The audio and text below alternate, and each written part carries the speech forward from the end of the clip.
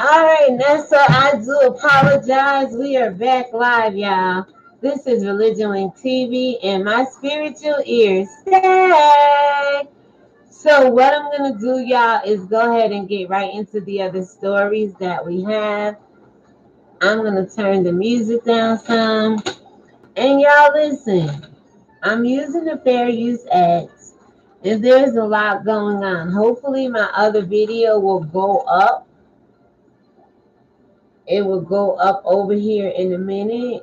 Because it was just cut short down for no reason. Just cut down for no reason. And it's still buffering. So no. I should be live. Hold on, y'all. This is just simple commentary about issues that's already out there, situations going on. Nothing different. Hold on one second. Let me get to my channel. See if you can hear me, if I can hear myself. Nope, that's the old stream.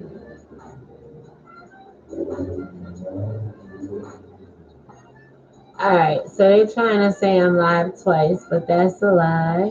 Alright, y'all, so let's just get right into what we can get into for the most part. And yeah, see what it do. Nessa, welcome back. Alright, so here we go. We have in Ashland, coming out of Kentucky, you all, WSAZ, Gray News. A man in Kentucky is facing charges, and this was published on July 20th, 2022, from the reporter, bear with me, Alyssa Hannas and Deborah Worley out of 9 News. Whitney Fillion was charged with abuse of a corpse. All right, and I'll show you what he looked like in a moment. But right now, according to WSAZ, the criminal complaint states a corpse was found in Whitney Fillion's, aka Whitney Fallon, aka Mr. Fillion's home, tucked away behind a bed and a wall. How did it get there? Come on, y'all, think. Did the corpse get up and put it there? I do want to go ahead and make sure I'm using fair use here before we go any further, because what just happened was strange. So yeah, all of this is covered under the Fair Use Act. Now let's get back into Mr. Whitney, okay? So basically, Mr. Whitney, I'm gonna change the title as well, as I was trying to boot back up my live stream here, because I was cut short 10 minutes maybe or so into the last one, titled Brianna's Greer Story and More. I just could really get wow and come on back, because that just blew my mind what happened. I don't know about you, Nessa, but that junk blew my mind. Now let me see if you guys can hear me over here. Hello? Hello, yep, that's good. Okay. That's delightful. Thank you very much. I like my little music playing in the backgrounds.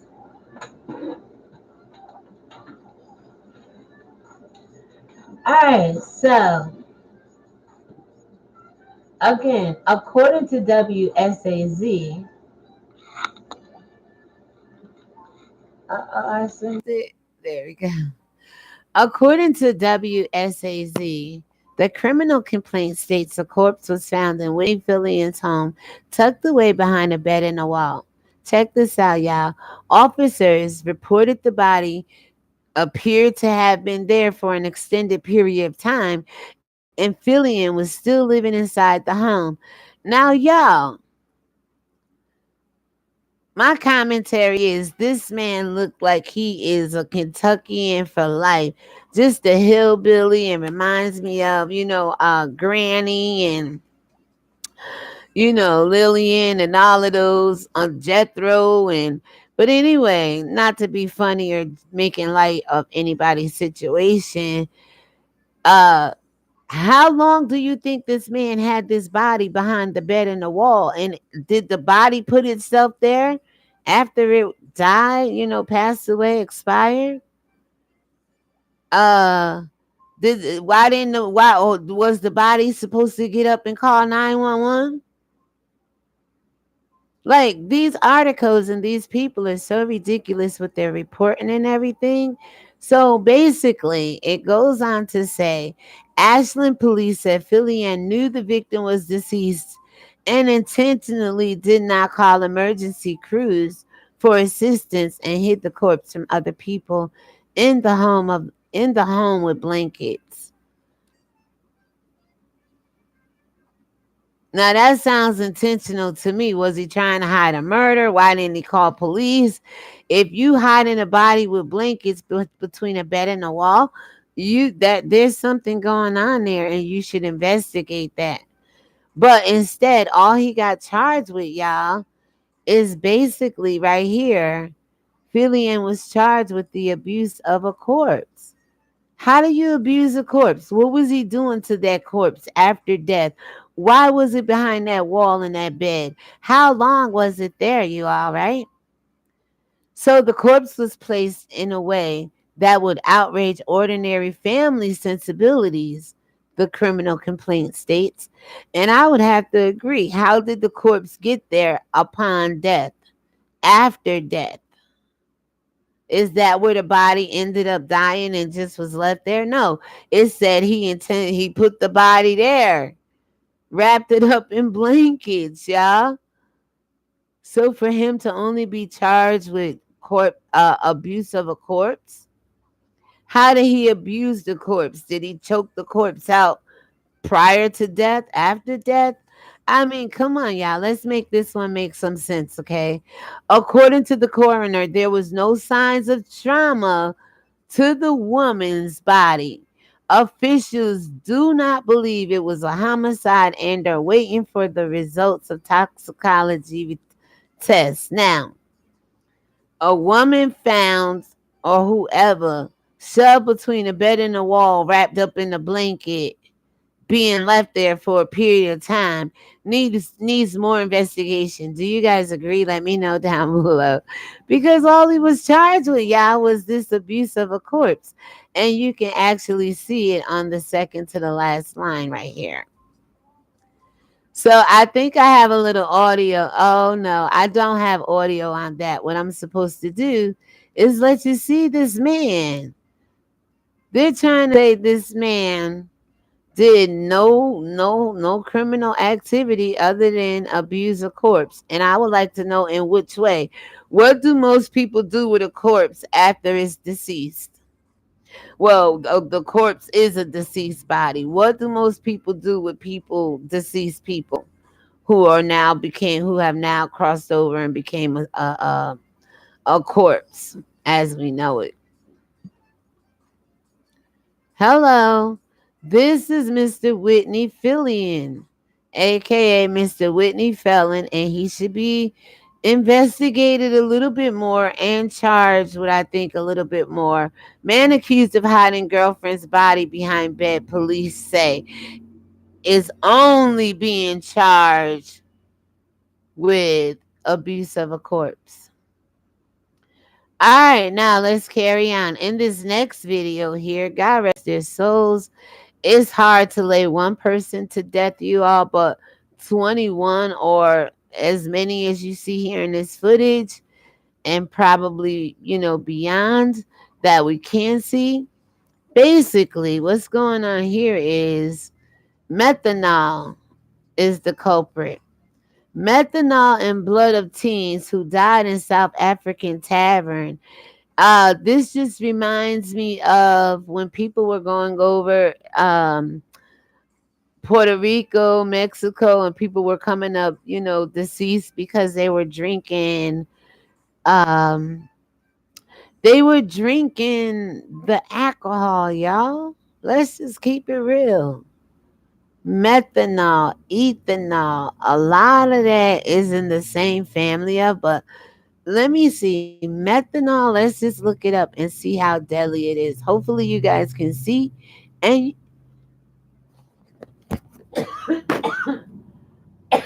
Excuse me, and you guys can hear. Let's look up methanol and see what methanol is, all right? Is it a gas? Is it a liquid? We don't want that because boop boop boop boop boop. We want the definition. Shout out to the one person in the in the chat. Methanol definition.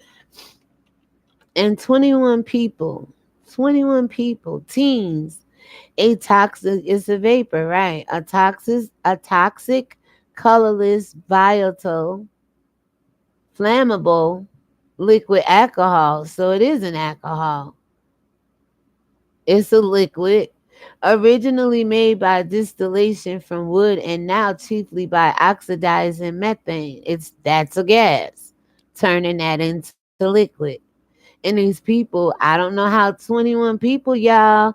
Let's get back into it. I believe this is the article. And there's a news clip that comes with it. I do apologize. I have to stream like this, but I told you StreamYards do me dirty. I got one tablet camera facing the desktop, and I'm going to go through the slides, and this is what we have. All right. I appreciate y'all understanding because YouTube is about production, but and I think production and performance is taken away from the message. So in Johannesburg, a toxic chemical, methanol, has been identified as a possible cause of death of 21 teenagers at a bar in the South African city of East London last month. Methanol was found in all of their bodies, and investigations are continuing to determine whether the levels of the toxic chemical was were enough to have killed them. Mixed with drinking and whatever other party drug they may have been on, it could been the tavern itself and the amount of people in the tavern. If you're exposed to that, people can get heat exhaustion. I'm not sure if that would affect anybody passing away from methanol, but we'll see. We'll get into it a little bit here. There's a news report I'm going to share with you guys as well. So, methanol was found in all of their bodies, and investigations are continuing to determine the level and the amount thereof. So, methanol has been detected in all 21 individuals that were there. However, there is still progressive analysis of the quantitative levels of methanol. Look, a little bit goes a long way, y'all. Just this is something you probably need to stay away from. It may not be conducive to ingest for humanly consumption. So, any amount could be destructive to the human body because it's just not something we should be trying to indigest or ingest or digest once we ingest it.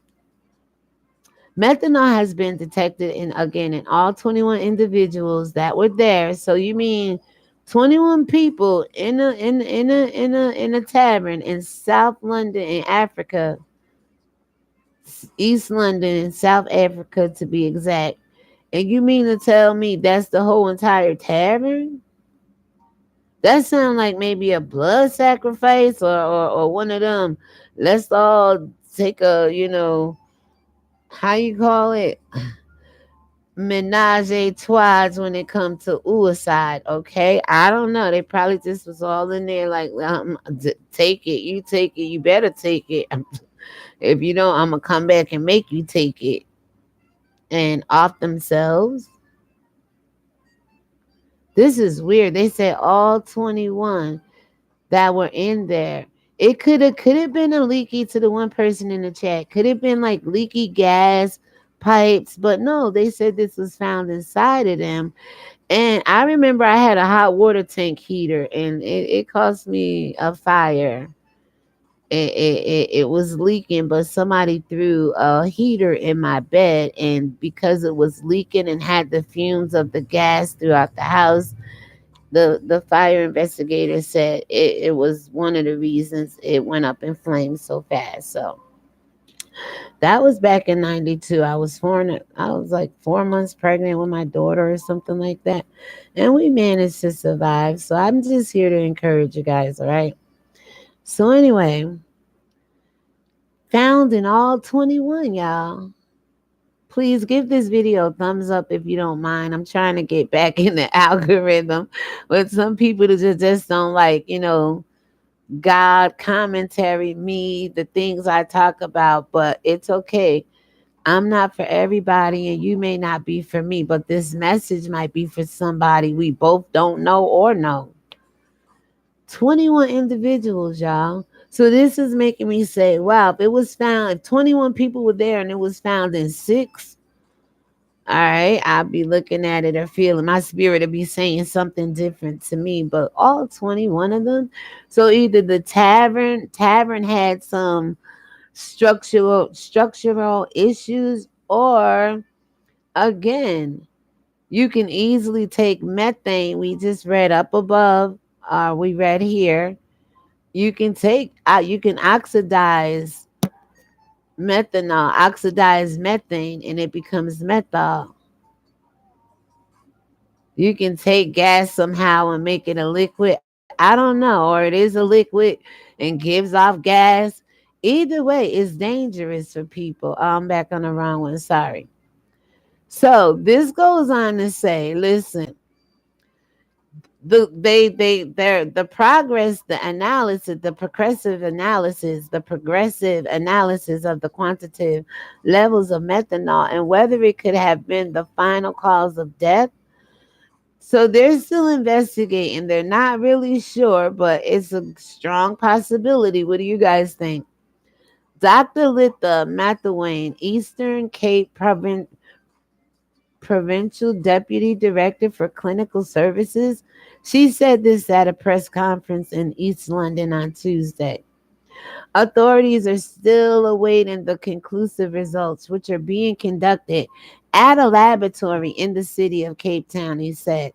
Now, again, Lord have mercy. All right, so listen, y'all. There's methanol. This methanol, it is a toxic form of alcohol that is used industrially as a solvent, pesticide, or an alternative source of fuel. There goes the gas.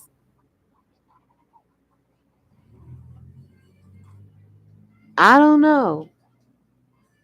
Some people, I don't know, have used glue, have used other things to inhale and digest to get high. I'm just going out on what I know and seen throughout this world. I'm not saying that is this. We're talking young teens. This article said methanol in blood of teens. Teens in a tavern in South Africa. Okay?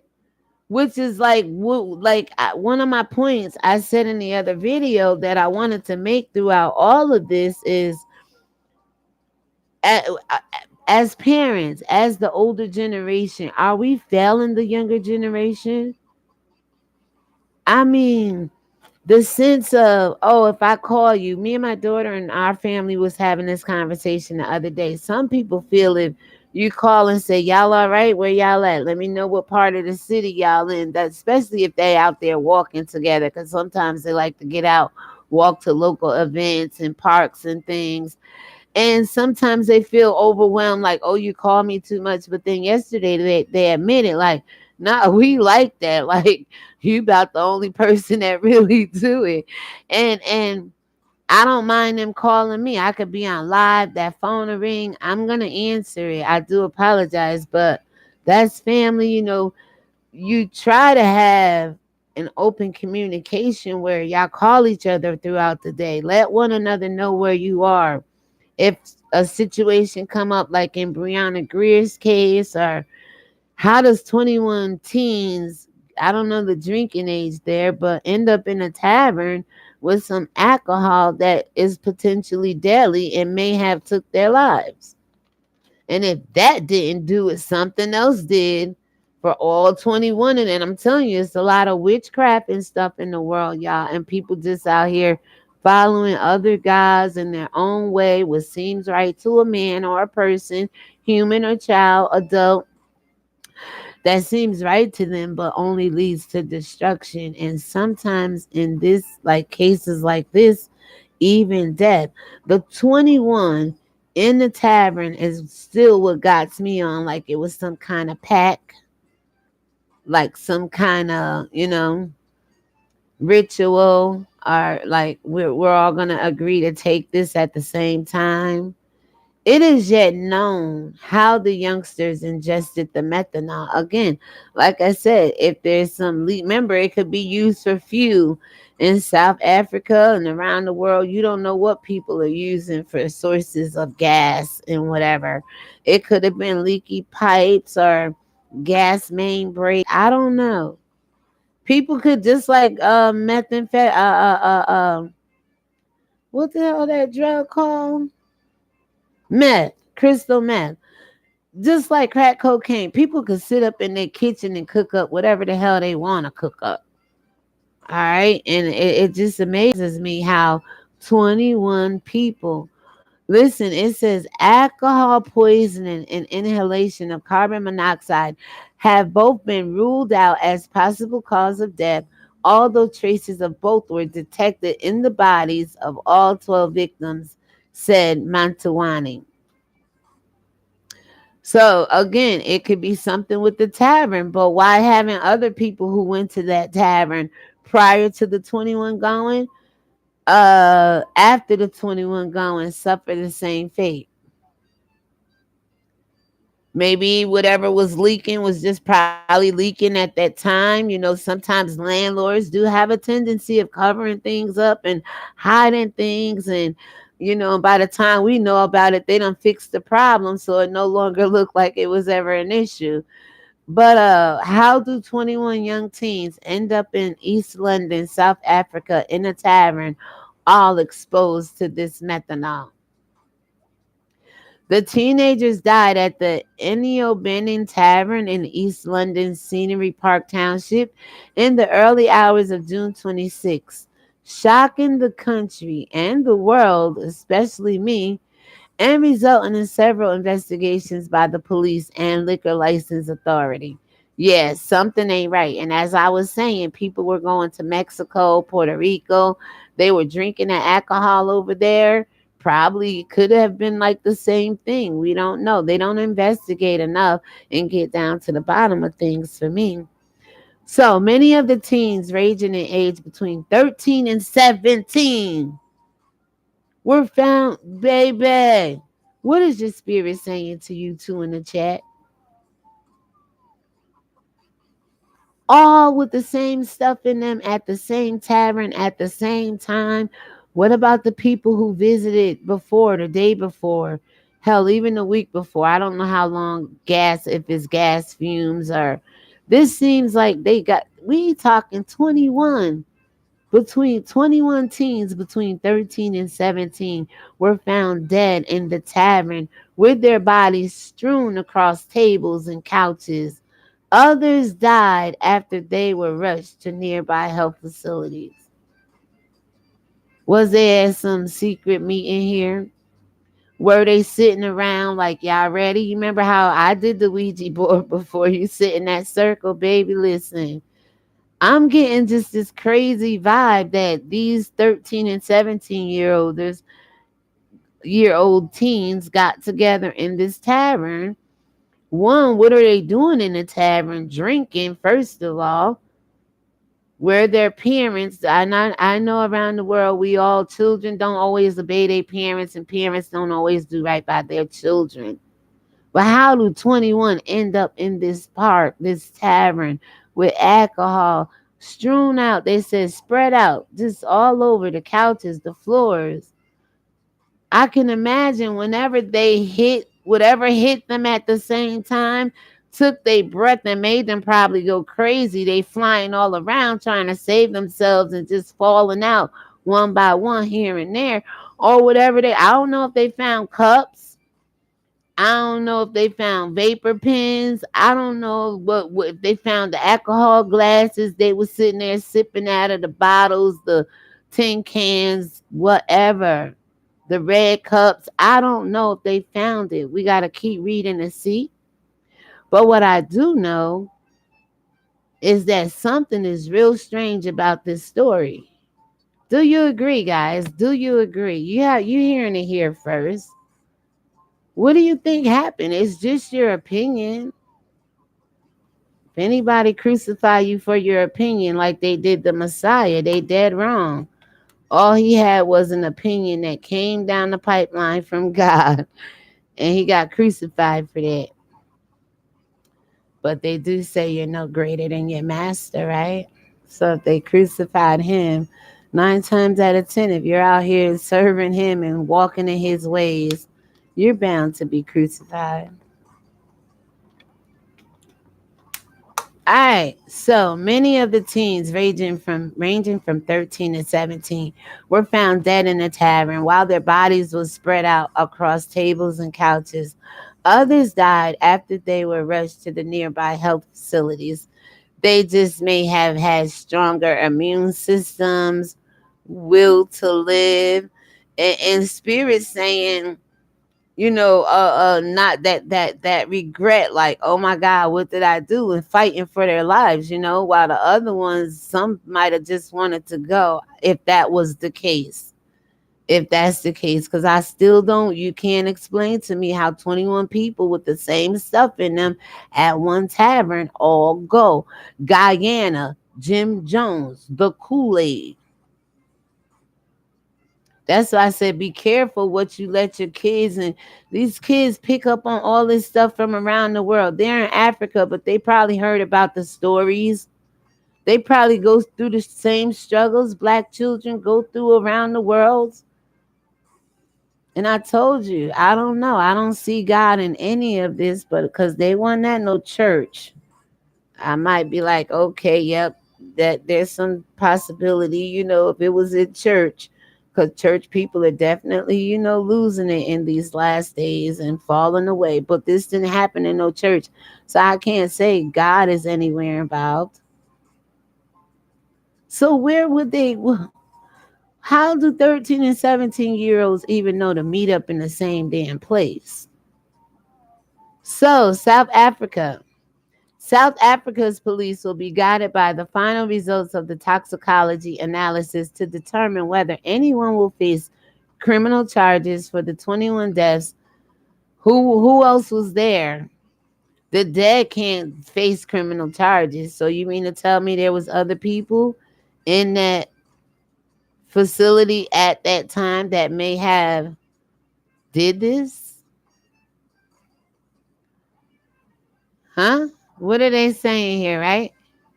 South Africa police will be guided by the final results of the toxicology analysis to determine whether anyone will face criminal charges for the 21 deaths. National Police Minister Becky Sele has said, now the tavern owner could be responsible. Do you agree? For letting minors in there and drink, and then whatever he was selling in there, and they got exposed to, took their life. They could be held, with some manslaughter or second degree. I don't think it was criminal and intentional, but then again, you don't know until it's really investigated. Why would somebody want to intentionally off 21, teens with this alcohol? There are sick people in the world. Y'all let me know. I mean, it's a deep case, y'all. The owner of the tavern and some employees were arrested and are currently out on bail as they face charges related to the violation of liquor trading laws, including the sale of liquor to children. That's what I'm talking about. That's exactly what I'm talking about.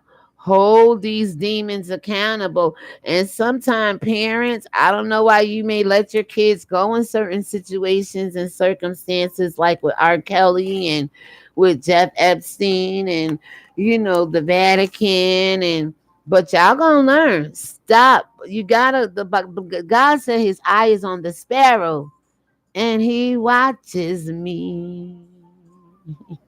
Ooh, Lord, I sing because I'm happy. You know that song, right? Why should I feel discouraged? Right? That song? His eye is on the sparrow. Why yours ain't on your damn children, but you want your eyes to be on God? My daughter, 29 years old, about to be 30. She got her kid's father and her three children. And I still got my eye on her.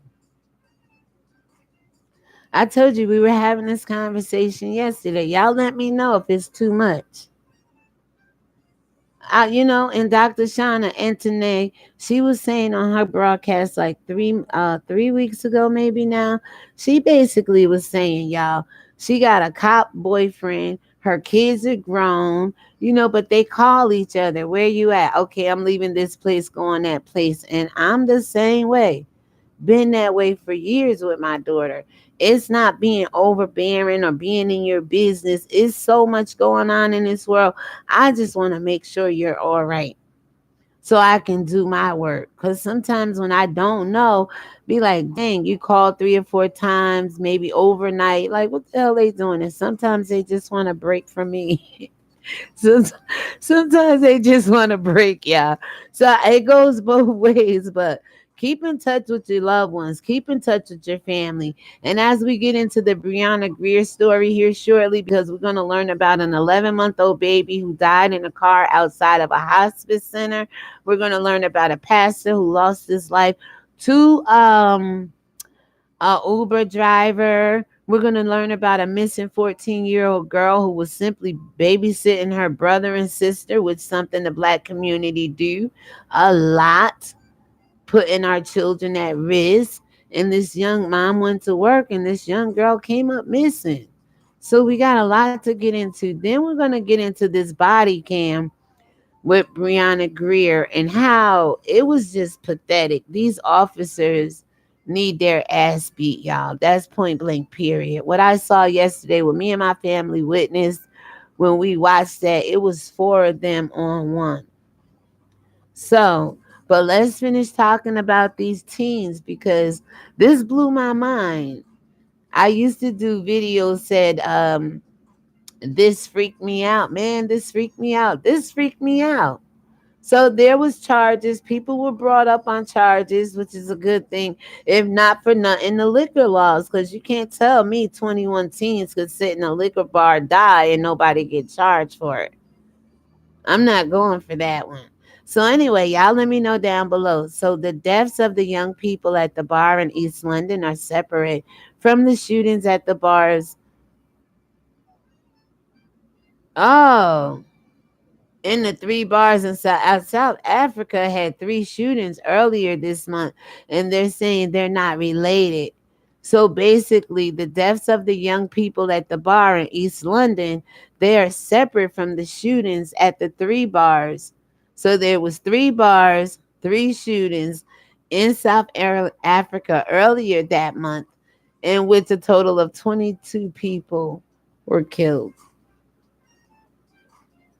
In all three incidents, the suspects opened fire on a patron on patrons after speeding off in their vehicles, and notably, the attackers did not rob the victims, unlike Bishop Lamar Whitehead, who said he allegedly got robbed down there in New York City. Boy, we're going to come back and talk about him later on today, about his interview with Fat Joe. And I'm going to just break him all the way down in the greatest form of humility, common denominator there is. Because he just don't seem to get it. And he confusing God and real estate business mogul entrepreneurship. He merging them together and confusing the people with the two and only masking his real estate with God.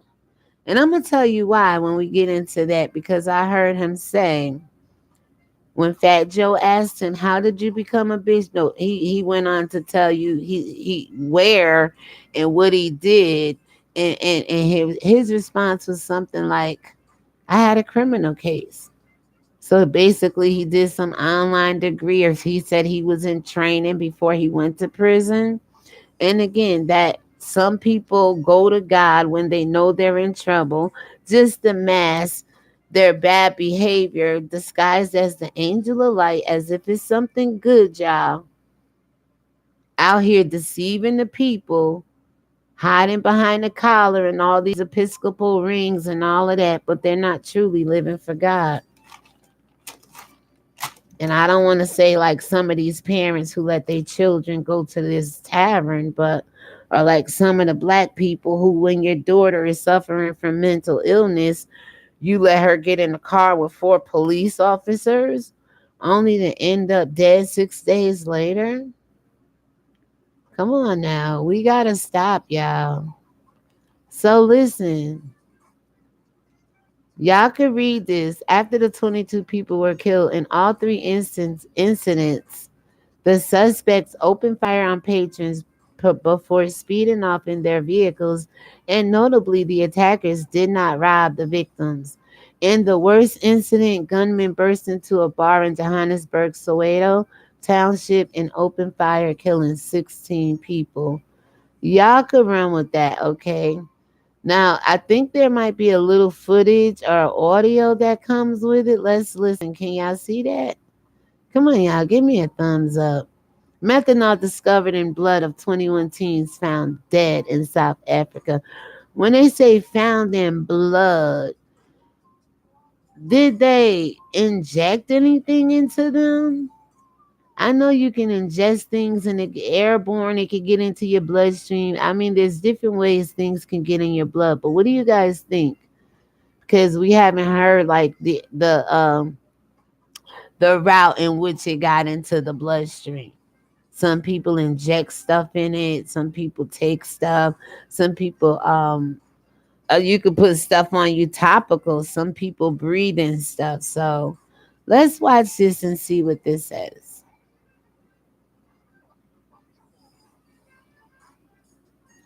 I am power.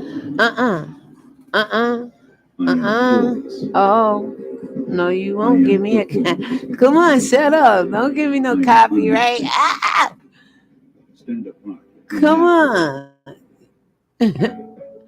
Oh, Lord, let me turn. Why isn't the volume going down? Are you serious? Oh, that's why.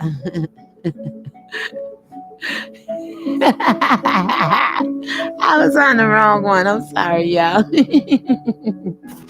Oh, God. I apologize. I was on the wrong one.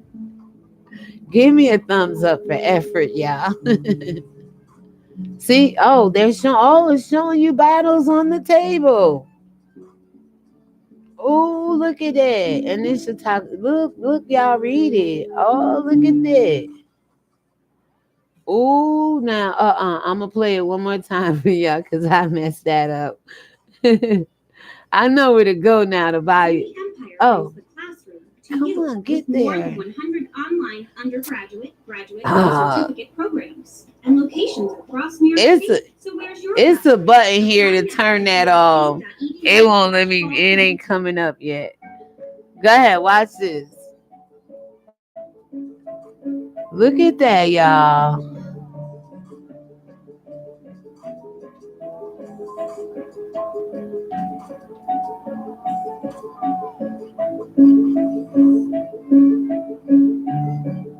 Wow, look at that. Look at the tavern.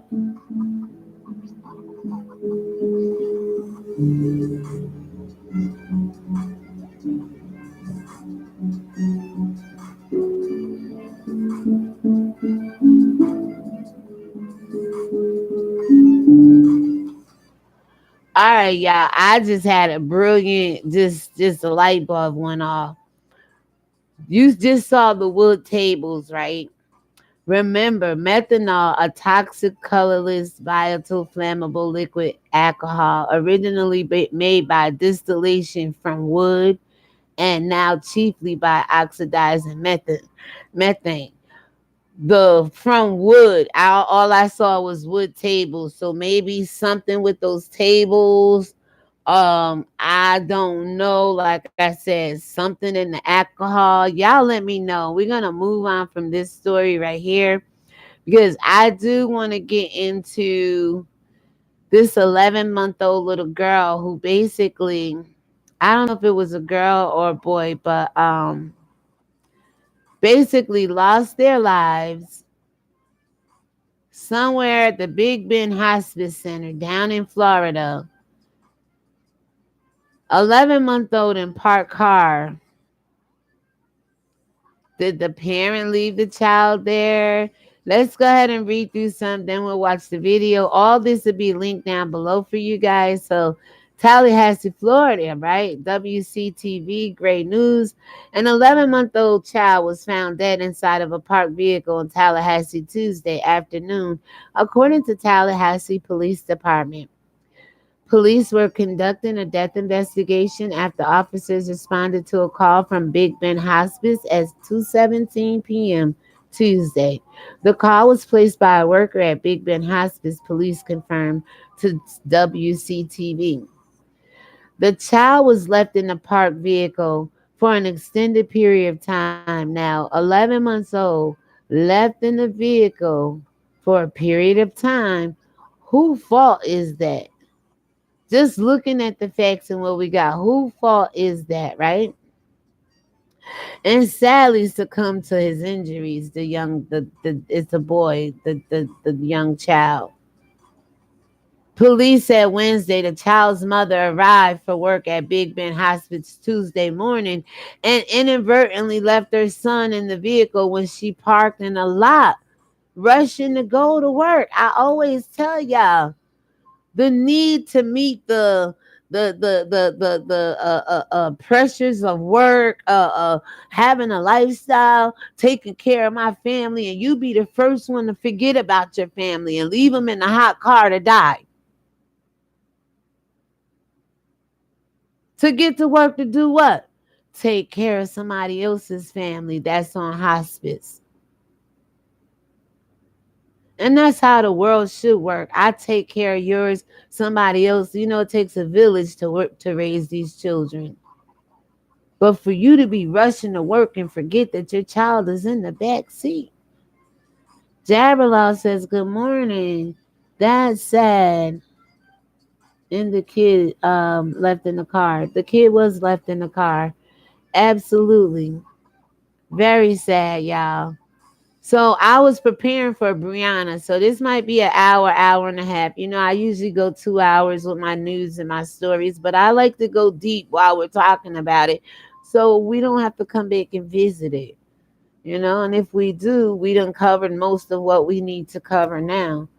But okay, so this woman, what do y'all feel about this woman rushing off to work, get to the hospice, leave her for a period of time? Was she there 7 hours and a half? You know, most nursing shifts are 8 hours. Some can go 10, some can go 12, some can go 20, because in the state of New York where I live, you can't do a 24-hour period. That's against the law. But I've done up to 20 hours, and y'all better come let me go home on that 20-hour mark. But yeah, I've been mandated to do 20 hours in a day before, but they can't make you stay more than 24 hours in a time period. I don't know what the laws are in the state of Florida, but to be rushing, y'all, look at this. Police said Wednesday the child's mother arrived for work at Big Ben Hospice that Tuesday morning and inadvertently, I don't know if this person was white or black, but it don't matter. How do you inadvertently leave your child? Come on. What do you have going on upstairs? Or what's the rush? What's the hustle and bustle? Again, this world is driven by a lot of fast paced, going hell in a handbasket, real fast Godspeed, and nowhere else on the broad road because it don't want to take into consideration what you have before you, such as these children.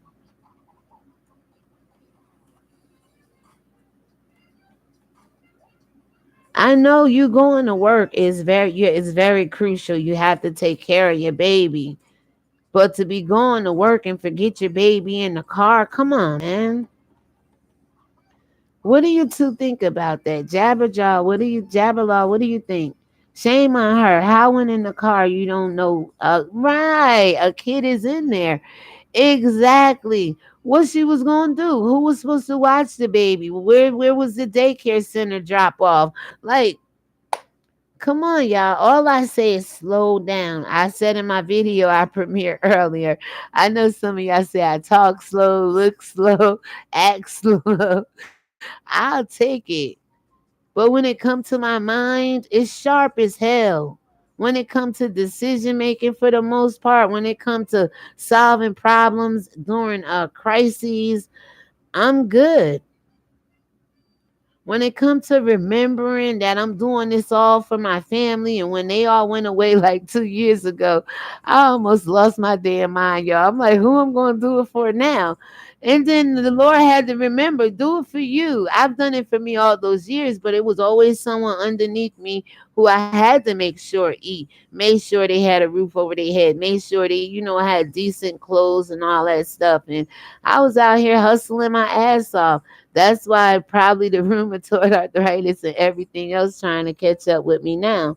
Well, at least during COVID.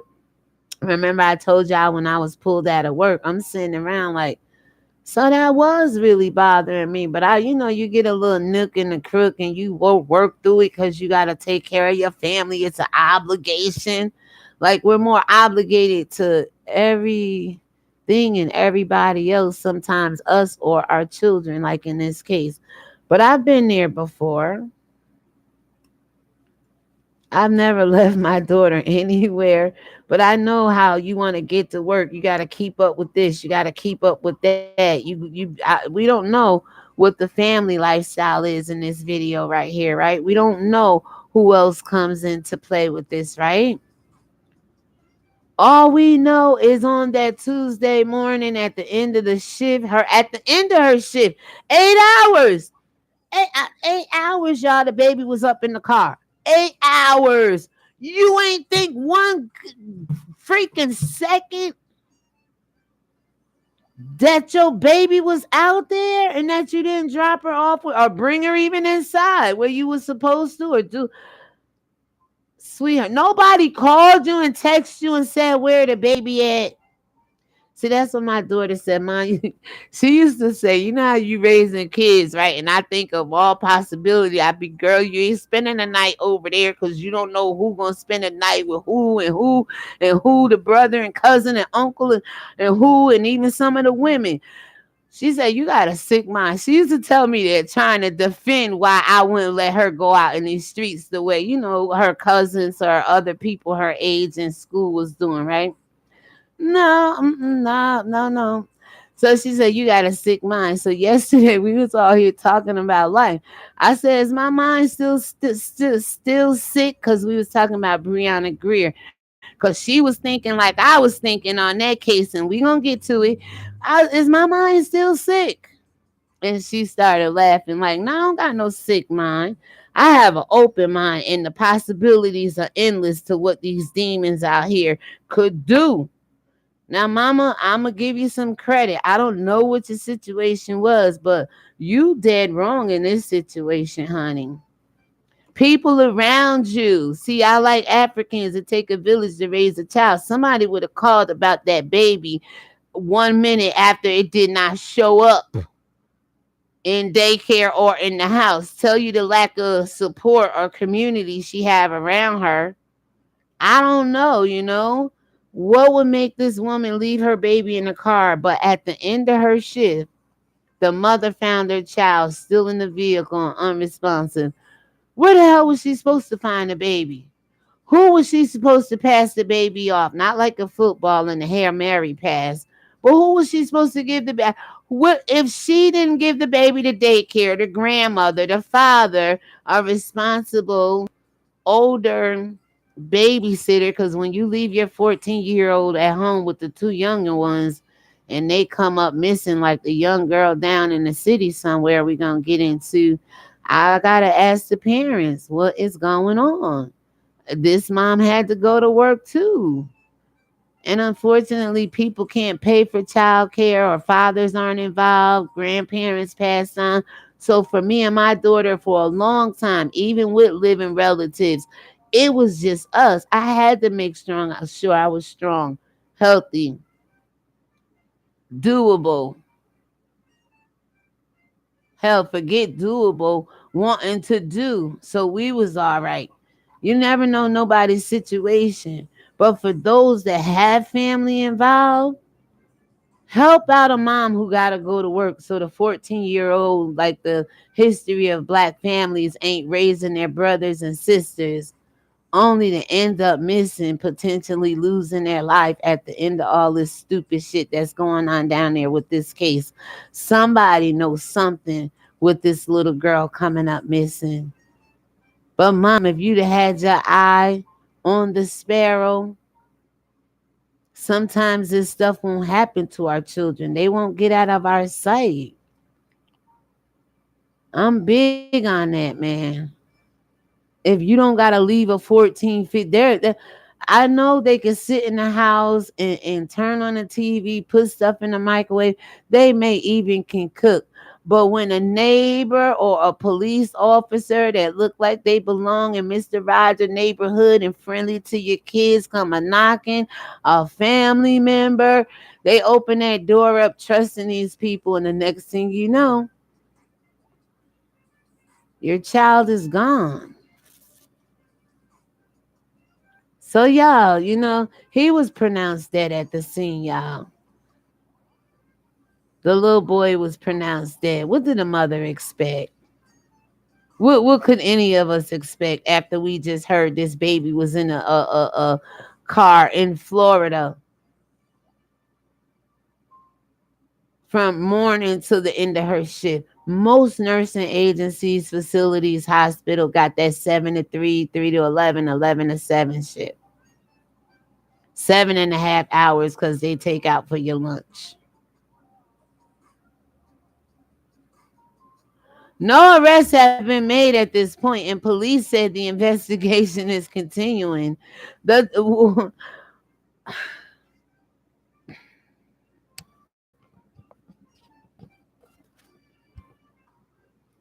What do y'all think about that? Should the mom have been charged for leaving her child in the car all that time? White, black, it doesn't matter. But then it does matter. Like if this was a white family and there's no arrest, baby, if a black family, Latino, now even some of the Muslims, and we all African, but if it happened to any other race than the European white race, we probably be charged.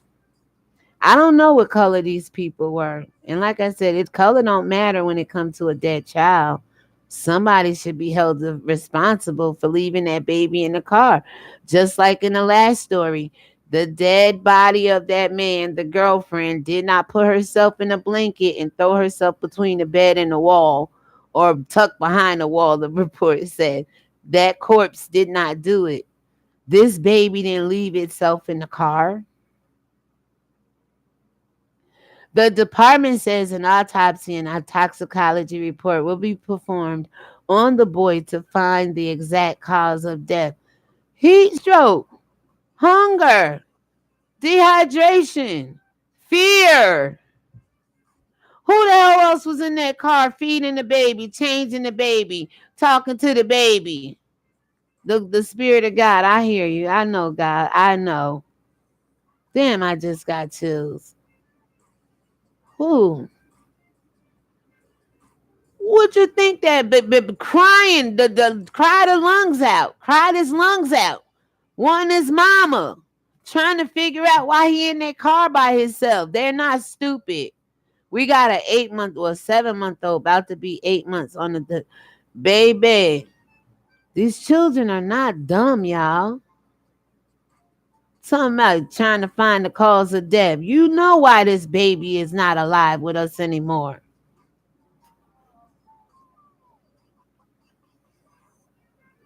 And that was no pun intended. Baby alive. I love baby alive. This baby is not alive with us right now because somebody forgot about him in the car. Nobody want to admit to that. Quote, at the conclusion of the investigations, detectives will present their findings to the state's attorney for a decision on potential charges. And at that particular time, charges should be brought up on the mother, on the father for not calling to check on the baby if he's in his life, and if not, on the grandmothers, on daycare, on anybody that baby was had any other time they check up on the baby allegedly.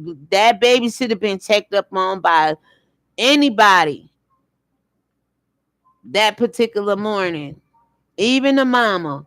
All of them should get a little charge. Neglect, if not for nothing, they let that baby up in their jabberlow. What you say? She should be held responsible for the death of the child. No, and it no. It says no if, ands, or buts. Yep, it's her loss. Yep, too sad across the board. Absolutely. Absolutely. Very sad, y'all. Y'all can read up on that and finish with that. Now, did I play I played the did I play the recording? I don't think I played the recording. Hold on, let's play the recording. Uh-uh. See, it's supposed to be a mute. Oh, we can. With breaking news, Tallahassee police say an 11-month-old child was dead after they were left inside a parked car outside Big Bend Hospice on Mayhem Center Boulevard. Our Brandon Spencer is there now trying to gather some more information. Brandon, what can you tell us? Well, this parking lot I'm standing in right now, Ben and Julie, is where TPD says the scene was basically at here at the Big Ben Hospice. Now, just as you mentioned, they're investigating a scene where 11-month-old succumbed to death after they were left into a car for an extended period of time. Now, we've been in the scene for a little bit now, and the scene is now clear, but TPD says they've been investigating and taking interviews with those who were here on the scene. We don't have too much more information right now, but as soon as we do, we will be sure to update you both on air and on the web. But for now, reporting live in Tallahassee, Brandon Spencer, WCTV, Eyewitness News. All right, Brandon, yeah, we continue to get information into our newsroom. Thank you. All right. What more information do we really need? Two people in the chat. Jabberlaw, what more information do we need? Someone left the child in the car, succumbing to whatever ailments, whatever I just ran down, hunger, fear, crying. I mean, it's a multiple number of reasons. But who did it? They worrying about why the baby died, but don't want to focus on who left the baby in there to do so. All right, moving right along, y'all. Now this Brooklyn girl, 14, disappears while babysitting. Now, what I know of this story, she is babysitting her own brother and sister. I have audio to back this up. The mom is really going hard. I didn't really see too much news coverage, but Pix 11 is very, very like grainy at this point. There was a neighbor that came on that I was like, he may have the potential of doing something, but I just got that like, don't trust him kind of feeling, whether he innocent or not. Just don't leave your kids alone at home with this man. And I'm not judging people or saying, I just got a bad feeling. Again, I don't know where this young girl is. I don't know what happened. We're about to get into the details. All I know, she was babysitting while mom went to work. Again, a pressure we put on our young children to rear the younger children because mom has to work. It does save a lot of money. I was a young girl babysitting at this age, but I also was street smart. I also was a little tough. Not a little, okay, a lot. Holy Spirit says, stop lying.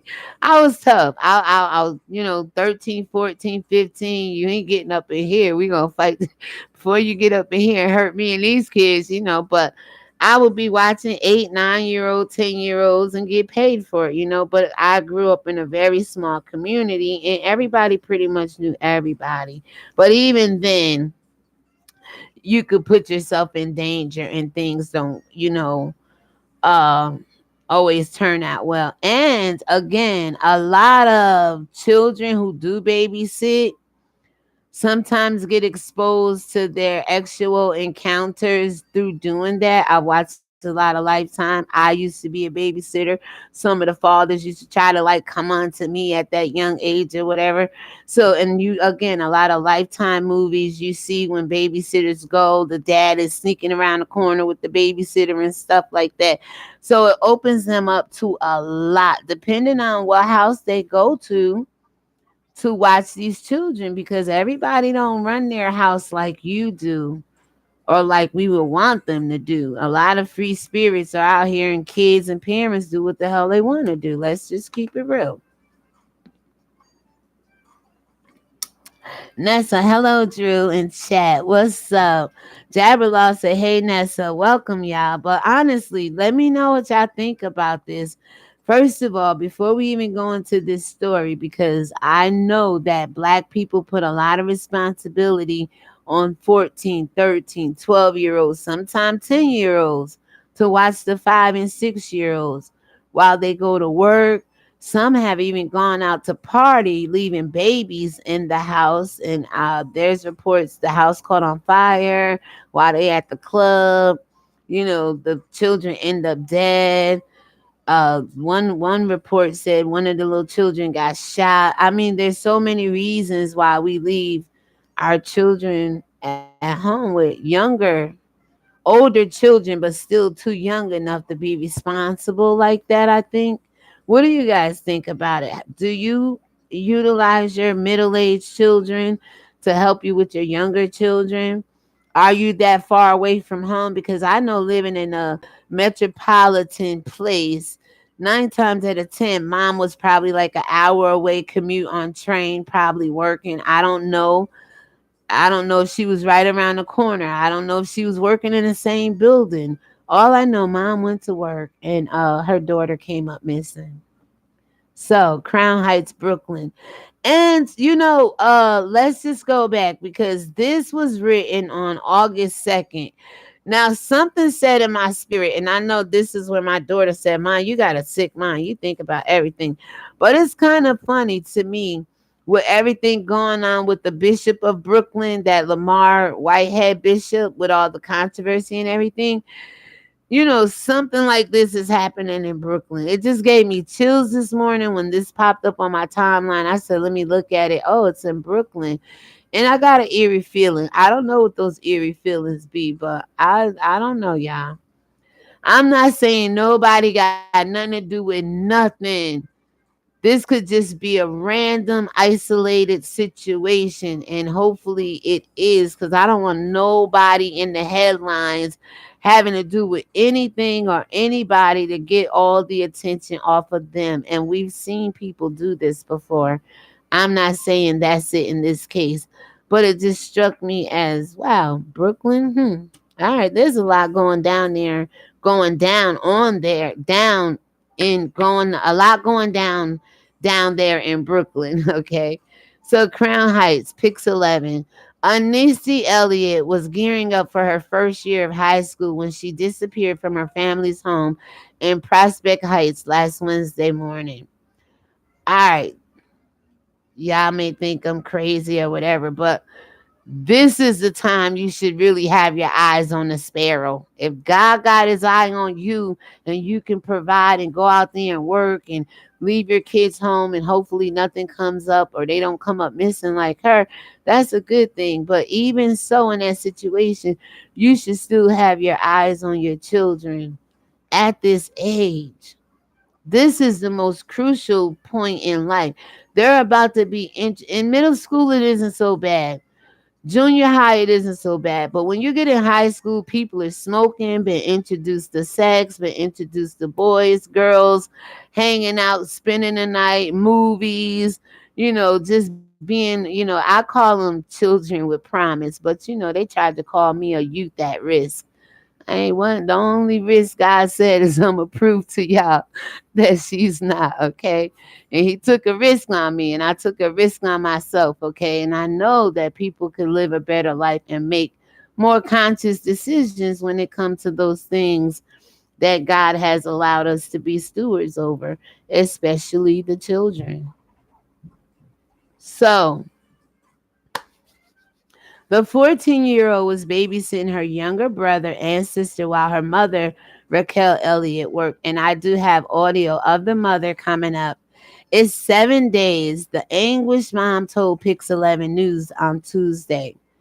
She wouldn't go this long without me. But unfortunately, as parents, we'll go 8 hours, 10 hours, 12 hours, 16 hours at the most. Like I said, 20 is the limit here in New York State, and leave our kids with the younger kids while we go out there and provide for our family. We got to find a balance somewhere. And unfortunately, in the black community, that whole day and age of where I'll do your hair for free, you watch my kids while I go to work, or yeah, I never was into watching my daughter kids while you go party or anything. I did that when she went to Vegas last year. But work, college, school, I got you with the kids. I don't have no kids in my household. Y'all grown. My grandkids are growing. It's just me. If I want to get up and go, that's what I'm gonna do. If I don't want to do anything, that's what I'm gonna do. At 54 years old, I provided as much as I can for this world. Now it's time for me to provide for myself.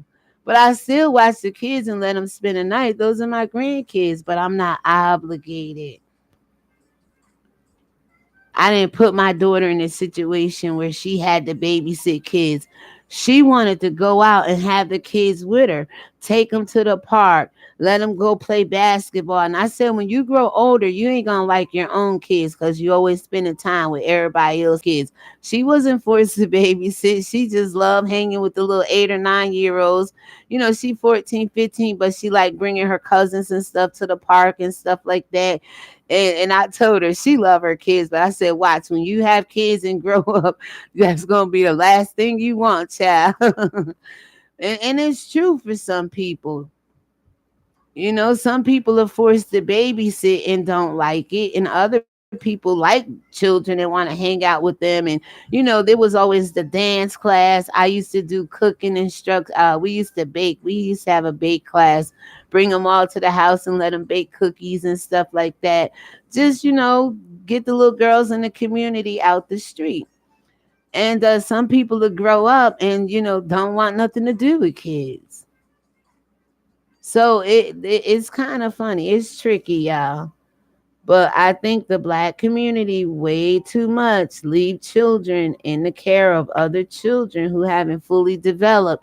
When crisis happens, somebody knock on the doorbell ring. Doorbell ring, telephone ring. I watched a lot of Strangers Next Door and I'm telling y'all, call me sick if y'all want to, y'all. I don't have all this wealth of information in me just because I watched a lot of them Stranger Next Door, and no, don't put yourself in a situation for it to happen. You know how many jobs I lost to keep my daughter safe? You know how many opportunities I turned down to make sure they're good? And God still bless me and take care of me. Sometimes you go way too far for your employer and not hard enough for your children. You spend way too much time on the job. They spend way too much time away from you because you're on a job. They be in school being raised by other people, and the mindset and this manipulation they can do on your children in there with their ideologies and everything. And you wonder why some children are the way they are. Excuse me. Excuse me, y'all. But we can prevent this, y'all. I do apologize. We can prevent some of this stuff. Like Anastia here, Elliot being missing 7 days. Her disappearance has been quickly spreading through the education community in which her mother works. So her mother's in the education community. And again, y'all don't take this personal, but it doesn't matter what field you are. Sometimes we're not educated in the areas where we could protect our family and ourselves as much as we are in the areas of going out here and holding down jobs and things of that nature. You know, we got to get educated on how to keep our children safe. Whether it comes from the government or on a personal level, like this young girl being missing. Now, I don't know if she had a little boyfriend. I don't know if she just went to the store to go and come back, to get something for the kids. I don't know the scenario. But what I know is far too often, our daughters, our even boys, this happened to boys as well. Yeah, I remember Quan Charles right down there in Louisiana. They found that little boy lynched right after the y'all went out and voted for Biden and all that stuff last year. And y'all remember him? The white family took him, the mother and the son. Sometimes you gotta tell your children, don't you get in that car with them people. Don't you go swimming with them. Don't you go orange picking. Don't you go apple picking. Don't you go near no trees with these people. And be very adamant about it. Shit. I'm not blaming the mother. We gotta work. Unfortunately, like I said, in a metropolitan area like this, I don't know where the family is, but sometimes all people have, black and or white, is latchkey, school, and the older children's to watch the younger children while they go out here and work. And even if minimum wage was to a point where you could afford childcare, black people still won't do it or provide provision while you're at work. Some people still won't do it, black or white. That's extra money in their pocket to do whatever. So it don't matter what field you're in.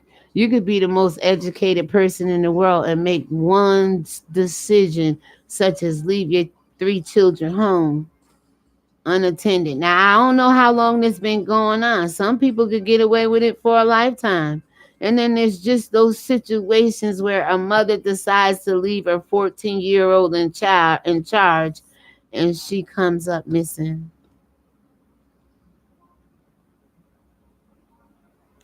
Raquel clutched her daughter's favorite doll in a book of sketches outside the family's home on Tuesday. As she told Pix 11 News, the girl has been a terrific debater since grade school. Awesome. We need more people willing to debate, but don't debate family members and don't debate the entities and the powers thereof, and let's talk. I love that. I love one of my favorite movies is The Great Debaters, y'all. So look, quote, she can debate anybody, the mother said. She went to Harvard for debates. But mom, I look at things like this. She couldn't debate her enemy, her abuser, her attacker, not to draw her away from the home or, just kidnap her and take her. I know she was debating for her life, but there's some debates a 14-year-old is not going to win. Putting your child's life in danger like this, man, come on. Only to come live and say she's a great debater. I get that. And I'm sure she was trying to protect her brother and her sister as much as she could until you come home. I'm sure she was doing the best she could. But again, mom, I'll give you some credit here. I don't know why your daughter is missing. I don't know if it's a predator. I don't know if she got fed up because she tired of babysitting and just ran away. I don't know. I don't know. But these are some of the possibilities the black community and white community for that matter, people are faced with. When you decide to leave your children unattended, you don't know what happened to them. and only can come out here and tell how good they are, but you can never tell why they left. Y'all remember that young girl down in New Jersey? She went to the store to get her mama credit milk juice and something milk with the EBT card. She lost it. Then she ended up in Brooklyn, and it turned out to be a runaway case, and she was found alive. So hopefully that is this and nothing else. The mom said her daughter's goals is to be a knee surgeon and bring the child home safe, y'all. If y'all know where this girl is, she has goals, she has hope, she has aspirations. She's a pretty little girl. She seemed like her spirit is well rounded. But again, we out here amongst the sea of demons. And on the flip side, we are out here amongst the young people being fed up by the way the pressure is being put on them to, run the household and rear the children and be the parent scapegoat and comfort zone and fallback guy. And there's a lot of that going on, y'all. I'm just trying to bring light to both sides of it. All right, so listen. The girl, she has hopes of attending Columbia University. The mother said her daughter was set to begin orientation at Bella Charter School in Bushwick when she vanished. This is even more reason to keep your eye on them. You got a diamond in the rough and you gonna leave her alone in the house by herself?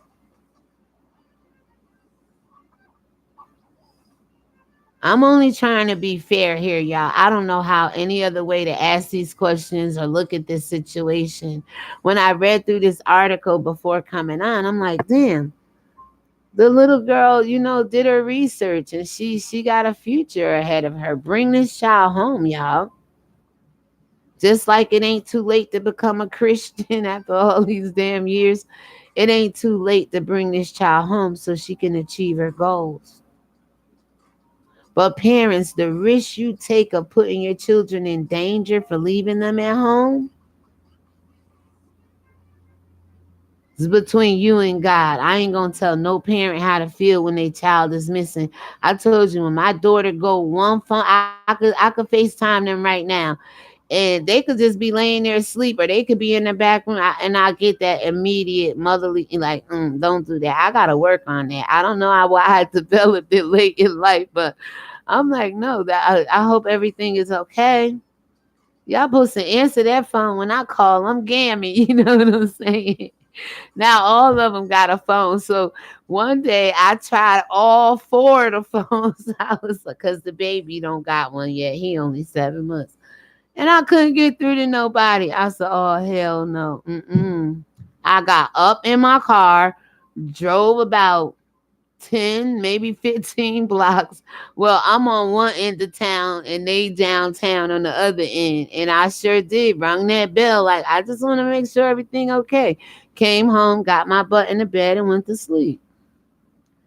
I don't know. They say that's a bit too much. I'm saying, no, you got a family of 5 down here. And I just want to make sure y'all okay.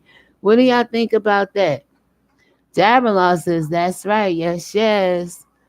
So the mom said Anasty, yeah, it's like AUNISTY, Anasty was sleeping when she left for work on Wednesday morning.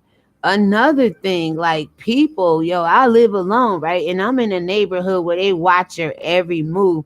I ain't paranoid either. I just know when I go outside, whether it's what I'm wearing, if I'm sweeping the front of my little area, there is people sitting outside, different people, all times of the day. And I know that, yeah, they asking for $1. Can you buy me a beer and all that? But that's not the point I'm trying to make. I live alone and I've been here since September. They ain't really see no man come in and out of here. They see my family come every now and then because they don't really like the neighborhood. When I go to work, I lock my windows and tighten everything down. They sit there and watch my every move. Can you imagine if I had kids living with me and left kids here and I go to work for even 2 hours a day? Forget a whole dang on shift, an hour or so away, and come back, these kids ain't here. Oh my God. But my point being is you ain't gotta have no kids. They watch your move to see if they could come in here and rob you. I told you they got me on the outside. I thought it was an area where you could put your weed whacker and your little yard stuff out there, your tools, your indoor outdoor. I had the indoor outdoor cords, grass and tree clippers, to clip away the weeds and stuff. Man, they took all my shit. They took it all. I was like, okay. But they watch you. You don't think in a neighborhood, especially if you're in like a metropolitan area, you might be in a high rise, or even if you're in a single family house in a decent neighborhood, wherever, these people watch you, prey on you. Somebody could have went there to probably robbed you and realized the kids was there. You left your daughter sleep. Get your butt up. Get awake. Get by the phone. Have you ever left a 14-year-old child in the house by themselves? I have. And had to go to work. But again, she didn't have nobody else to watch. But again, I was taking a chance just leaving her there. Get by this phone, stay off your phone, lock that. I mean, there's just don't let nobody in. Drill. If you're gonna do that and have to go to work and don't have no other choice, baby, everybody better be on speed dial. Everybody better have a telephone number they can call. How the young girl sleep? Is she woken up out her sleep? What does the little brother and sister do? Are they asleep? What happened, y'all? Y'all remember that little young girl we talked about where her stepfather kept following her and bothering her? She was a little young Latino girl. I think this was Brooklyn or New Jersey, New York, New Jersey, somewhere down there as well. And the mother would go to work, excuse me, while her boyfriend, excuse me, would be there with the kids. Now she like 15, 16 or whatever. And I guess he started coming on to her. The little girl come up missing while the mom at work somewhere or catching the bus. I can't really remember the story, but the mom is catching the bus home and everybody looking for the little girl, and it's the boyfriend that done took the little girl. So we don't know all of the facts, y'all. I'm just throwing out here situations that remind me of this case or potentially, have some insight or you can look at. So when the teen's 12-year-old brother and 10-year-old sister noticed she wasn't in the house, they thought she was playing a prank at first. Again, I'm gonna insert the Bible here. There's a time for sowing, a time for reaping, a time for crying, a time for rejoicing, a time for planting, a time for reaping. There's a time for freaking playing, and there's a time to be serious, y'all. And when y'all home alone, children, and you know good and well you live in an area that is not that safe, or it ain't time to be playing no pranks and no jokes on nobody. Not that this little girl was. Said she thought she was.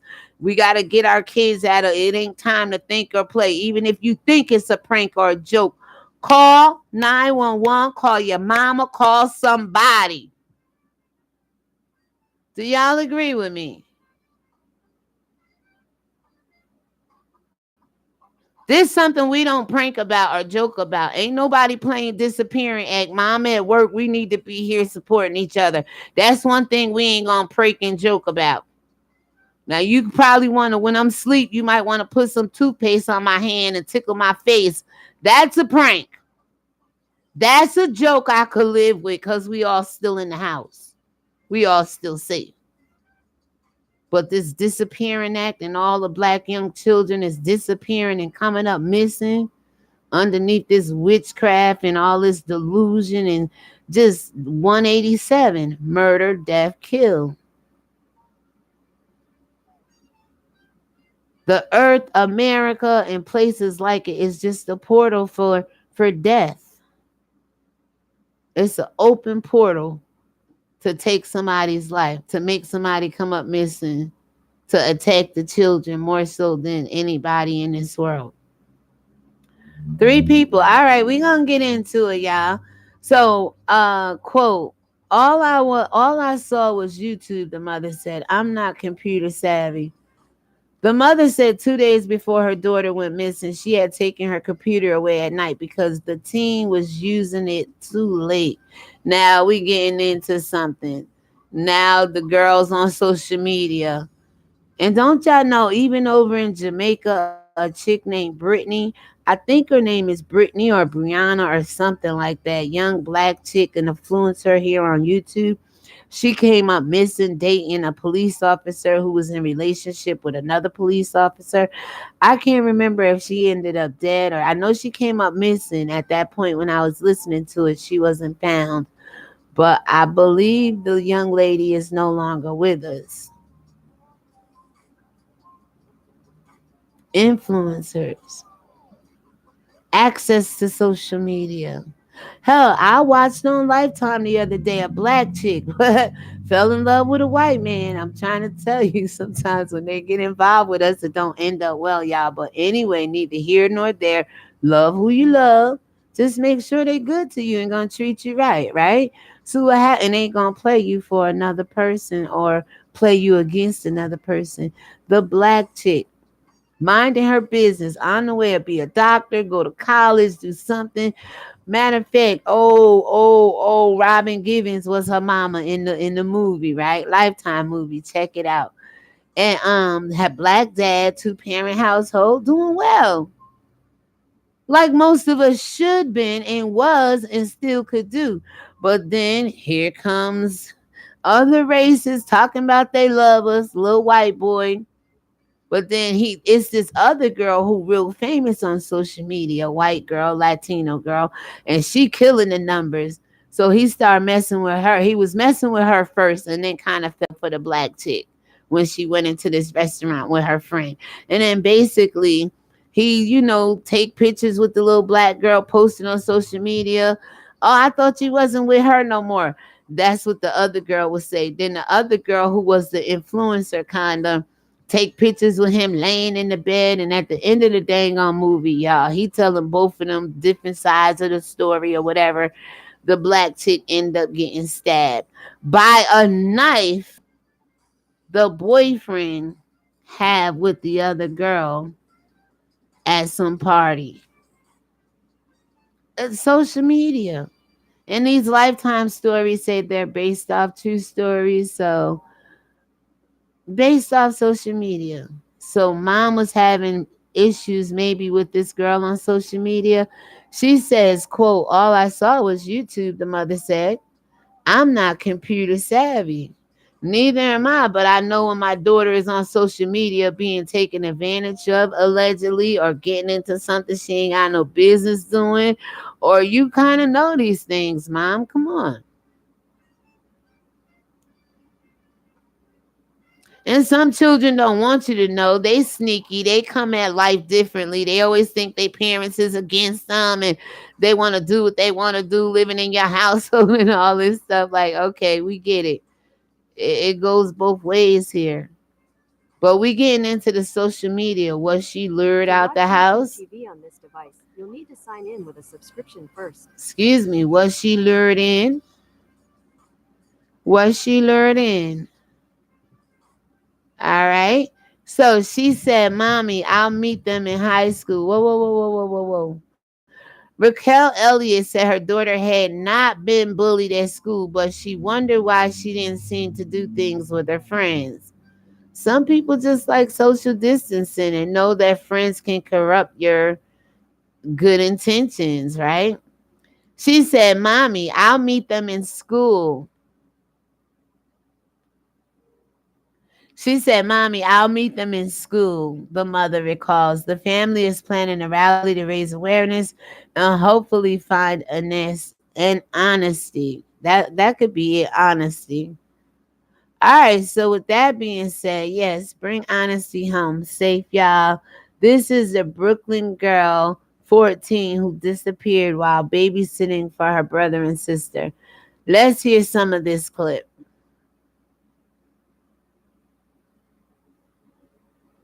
You see her and just stay. She's never leaves my side. Raquel Elliott seems broken over the disappearance of her oldest child. My daughter's missing. Please. There's a poster with Honesty Elliott's photo on the family's front door on Prospect Place. If you see her, just give me a call, okay? I'm her mommy. The 14-year-old is supposed to attend orientation for high school next week. I'm not sure. She's been thinking about that and dreaming about it since she's 5. Honesty's mother said the girl was babysitting her younger brother and sister last Wednesday while she was at work when the teen vanished. We spoke to the next-door neighbor. We were here on Wednesday, but we didn't see anything out of the ordinary. The worried mother showed us her daughter's sketchbook, You're so kinky with her. and the mom is holding on tight to her daughter's dearest possessions. My favorite doll. Oh, you got it. That's sad. The mother said her daughter wasn't acting out recently and didn't have any problems with bullies, but she says there was an incident involving the teen's computer 2 days before she disappeared. When I walked in the room, I know it was late, and I said, hand me the computer. The anguished mom, who works for the United Federation of Teachers, is now getting support. All right, so Holy Spirit just said something. Coming together as a community, and we will not stop until we bring honesty home. The mother sent a message to her daughter in case the teen can't get access to a computer or phone. And fight till I come home, my daughter.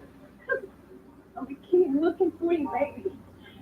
And we're all on it every day. I don't know, y'all. I don't know. I don't know, y'all. We're going to have to talk about this. I don't know. What do you think about seeing that right there? What came over your spirit, if anything? Thanks for the 4 thumbs up, y'all.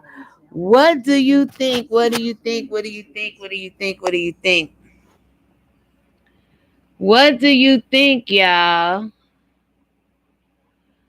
All right, so that was just the mom. This is YouTube. All these things are going to be linked below. Oh, no. People were exposed to 9/11. There we go. There we go. All right, so we're just going to hear mom kind of reiterate some of the stuff she just said. But guys, before I play this, let me just put this scenario out there as well. There have been parents who took their own child's life. An argument ensues, something happens, and the child go missing. Remember the little young boy? Oh God, what was his name, y'all? Little white boy. He was very famous on YouTube. What's his name? Ethan or something. Oh, what was his name? Anyway, I'll try to find his story and link it here as well. He was hidden in a chimney or a house, or he went missing for days and nobody knew where he was, but he was actually being abused at home. And basically, something happened with the parents or something. Anyway, I'll try to find that, and y'all let me know if you remember. It wasn't Connolly, Headley, Edwardly, something was his name. All right, let's listen to this, y'all. It's been 7 days. She's never leaves my side. Raquel Elliott seems broken over the disappearance of her oldest Now she said, oh no. She said, stay strong until I come for you in the last video, right? It's just something that, again, that just came over me as I'm listening to mom. Does she sound sincere to you or not in the chat? Bear with me. Did she seem sincere in that last video clip? I don't know if I could play it again, but let's see if it does. And I want y'all to hear and see and just pay attention. And if she is sincere, again, everybody present themselves to the public differently.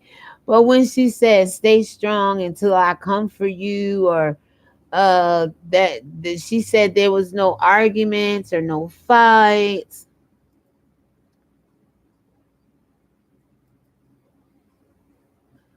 So She said there was no arguments or fight. Oh, but there was YouTube. She said there was no bullying, but sometimes parents bully children and children bully parents. Let's just keep it real now. I don't know what's going on. I just want this little girl, if she's still alive, let her come home. And mom, once she comes home, we got to do better at keeping our children there, whether they're abducted or whether they want to run away, y'all. So I really don't know. Realized the bullet was in the house. I called 911. It was a normal and quiet Monday night at home for Lalini Ramsamuj and her husband, who were sitting in their living Oh room. no, that ain't it. That's not it. All right, we're not gonna go there. It's hard to get the other clips to come up sometime. Never leave my side. Raquel Elliott seems broken over the disappearance of her own. What she said? It's been 7 days. She never leaves my side. She said it's been 7 days. Something you should never leave my side or leave my side. Okay, that sounds like maybe somebody ran away and don't want to be bothered with you. I remember when my daughter was going through that. I was one of the most broken, crybaby people in the world. Like, why she don't want to be here? I'm a good mother, and she only did it for a couple months out of her, 16, 17. She graduated, so we got through what we went through. But I've been there. I can relate on both sides. But if parents aren't going to be honest and say my child don't want to be with me for whatever reason, my child ran away because she couldn't go nowhere. She couldn't be a 14-year-old kid because she had to be my helper, my keeper. I would relate to people better that way than, you know, and I can understand people than to be out here acting like, and if she is really missing, she's really missing. But again, when she said she wasn't bullied and I don't know much about computers, something was going on maybe with YouTube or social media where they could have gotten an argument, y'all. Only pointing out the possibilities and bringing awareness. And she's saying, you leaving my side, somebody being abducted or taken from your home is not leaving your side. That's being ripped out of your life. That's being taken away. To me, she sounds more like a hurt mother, maybe who child at some point didn't want to be bothered with her and just took off. I'm not sure. Why would she leave the brother and sister there? That again, these are only possibilities. I don't know what really happened, y'all, but I think about things a lot of different ways. Because at the end of the day, all of them could be right, all of them could be wrong, but there's a reason why this young girl is missing. And mom just seems like she's pleading for her daughter to come back home. She's giving out flyers and stuff, y'all, and the urgency of speaking to the public, I don't know, is there. Like you can see her out there doing her due diligence. Well, here, you be the judge. It's been 7 days. She never leaves my side. Raquel Elliott. Okay, and again, 7 days. Parents leave their children all the time, and that's why we're in this situation. Whether it's to go to work, hang out, some people are right in the house with their children on social media and end up, neglecting them for hours on time. It, 7 days, she'll never leave my side. I don't know. What do you guys think about that? It's a plea for mothers. It's a mother's plea for the return of her daughter. Yes, I get that. Absolutely. It seems broken over the disappearance of her oldest child. My daughter's missing. Please. There's a post. And you know what? In my case with my daughter, I guess when it first happened, that urgency of her not coming home, not answering her phone, that is the most devastating thing in the world. Like, oh my God, this child ain't come home. I hope something all right with her. And then when you realize they just chose to spend the night out trying to be grown, like you still concerned, like, oh, here we go down this road, gotta prepare for that or whatever. You know what I'm saying? Rebuke that, pray over that, whatever you do, right? Believe this too shall come to pass, right? So not only do you gotta deal with that part of it, but the other part of it is okay. Now we're dealing with it. I can't call it a missing case anymore. I can't report my daughter missing because I know she's choosing to make a decision to stay out. A lot of women don't want to admit to that. We hate to admit when there's something going wrong in our homes. I don't know what happened to this young lady. I don't know the sincerity and the severity of the mother's plea right now. I'm going to let y'all watch the video. What I do know is mom went to work. The 14-year-old daughter came up missing. Prior to that, mom says there was no bullying. There was no arguing, but there was YouTube, her laptop. So let's see. With Honesty Elliott's photo on the family's. Y'all, thanks for the thumbs up. Hold on. Please subscribe. Thanks for the thumbs up. I can't see y'all. Don't run. I can't see who's on the other side of the screen. But I appreciate you all. Thank you. It's been 7 days. Watch this. She's never leaves my side. Raquel Elliott seems broken over the disappearance of her oldest child. My daughter's missing. Please. There's a poster with Honesty Elliott's photo on the family's front door on Prospect Place. If you see her, you just give me a call, okay? From my mommy. The 14-year-old is supposed to attend orientation for high school next week. Her true dream is to be a knee surgeon. She's been thinking about that and dreaming about it since she was 5.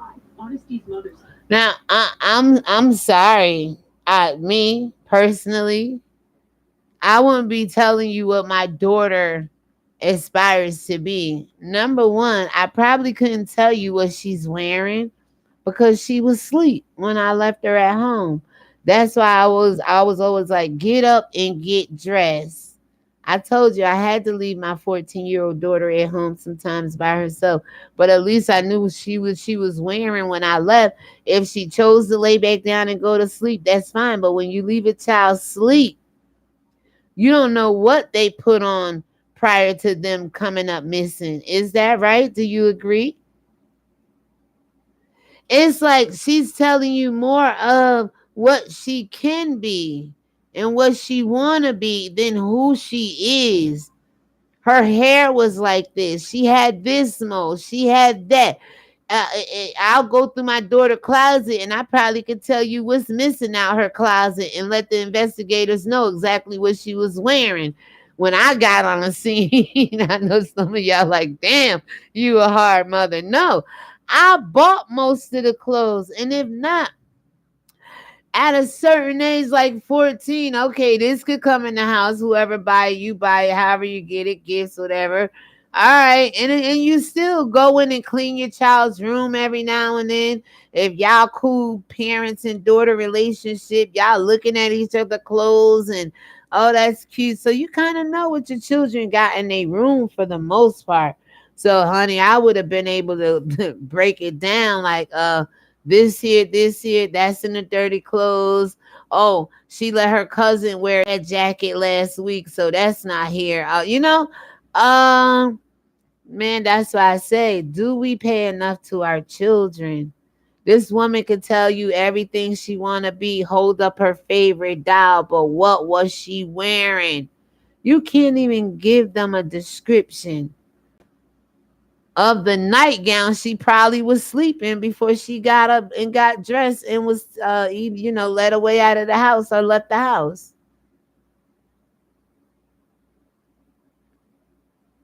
I'm sorry, y'all. I gotta look at these with an open eye, with an open spirit. She never leaves my side. Raquel Elliott seems broken. See, Disappeared. exactly.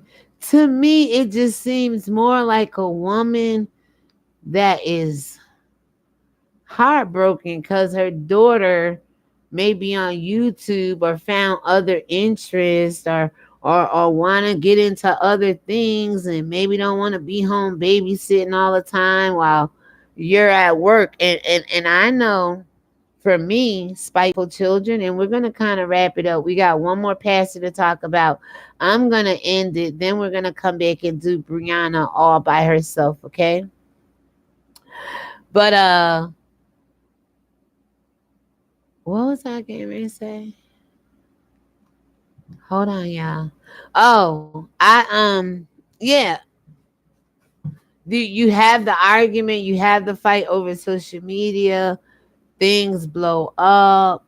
This seems more like a mom who is just can't believe. And let me tell you about spiteful children. I was gonna say I might have used to be one of them. Oh, you want to do me wrong? I ain't told you. My mom ain't put that pressure on me because I had to watch my younger two. I got two younger sisters every now and then. But hell, I knew I wanted to be in the street. Who gonna watch me? I'm watching myself. Like, but I was put there. It wasn't a pressure because my mom worked too, but the oldest did look out for us or whatever. I kind of looked out for myself. You know how that go. You always got that one black sheep, right? That don't do things the way the rest of the family do it. Anyway, but you do have those situations where uh children don't want to be bothered with the parents. Children get fed up. And children would be you you yelling at me because I'm on Facebook allegedly. Oh, you're yelling at me because I'm on Facebook or because I'm on YouTube. I'm gonna disappear so you can't go to work and you gotta watch your own children. Now I know some of y'all been there before. Now with that being said, My daughter's missing. Please.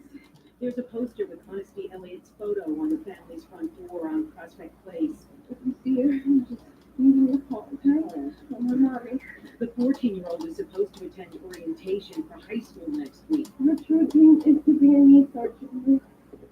She's been thinking about that and dreaming about it since she's 5. Honesty's mother said the girl was babysitting her younger brother and sister last Wednesday while she was at work when the teen vanished.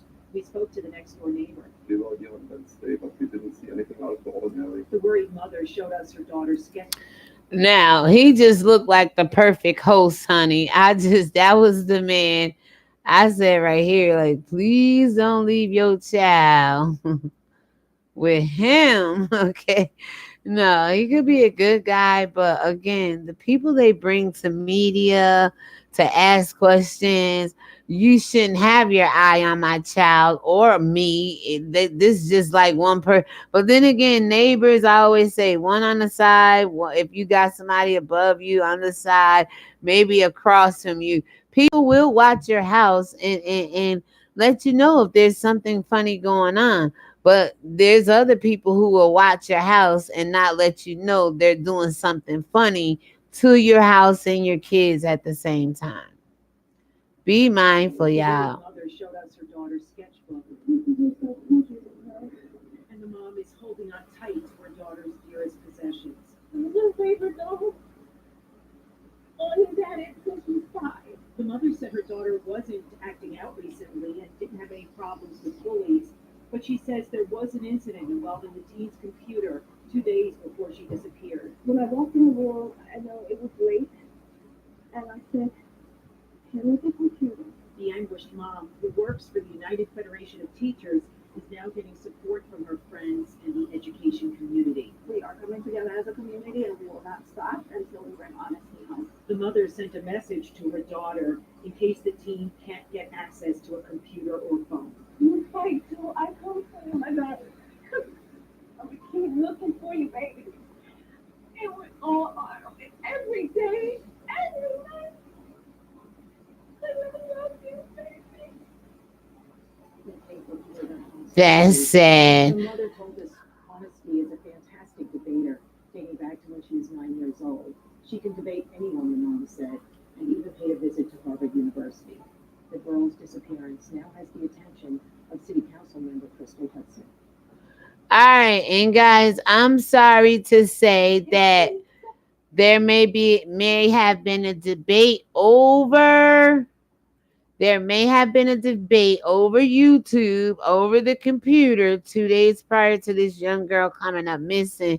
So that's just something to keep your eyes and your ears on and looking eyes on and ears to the street about.